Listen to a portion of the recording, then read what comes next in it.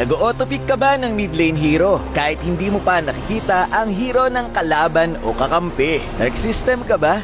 Baka kaya ka nahihirapang manalo. Dapat kasi alam mo ang tamang gamiting meta hero sa bawat sitwasyon. Mas magiging effective ka na mid laner kung alam mo to.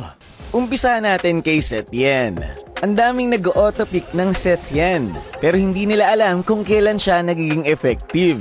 Ang hirap kaya mag-Setien kapag puro assassin at mabibilis yung kalaban.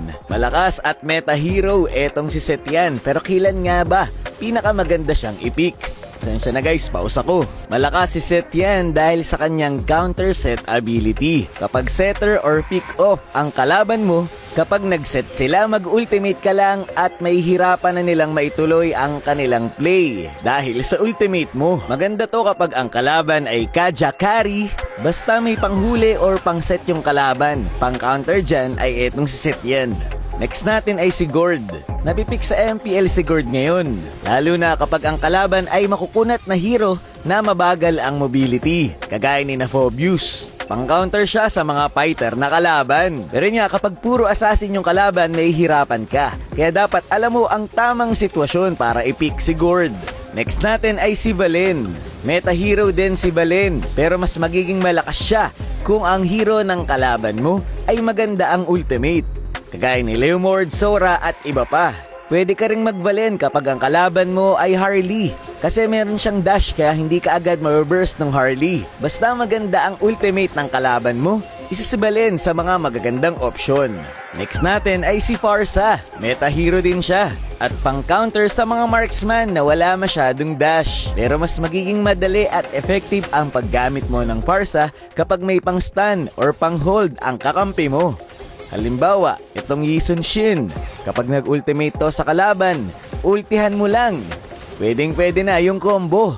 Lalong-lalo na kapag may Kaja kang kakampi. Pagka-ultimate niya, mababurst nyo agad yung kalaban.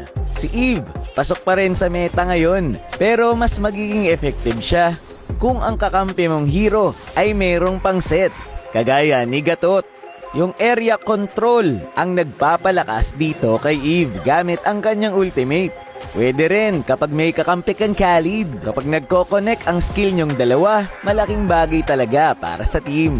Pero may mga mage din na pwede mo nang i-auto-pick agad kasi malakas talaga kahit anong sitwasyon. Kagaya ni Kadita. Solid si Kadita pang pick up sa kalaban at nakakalason talaga. Isa nga rin siya sa mga binaban na hero kaya perfect na perfect talaga kung naglalaro ka ng solo.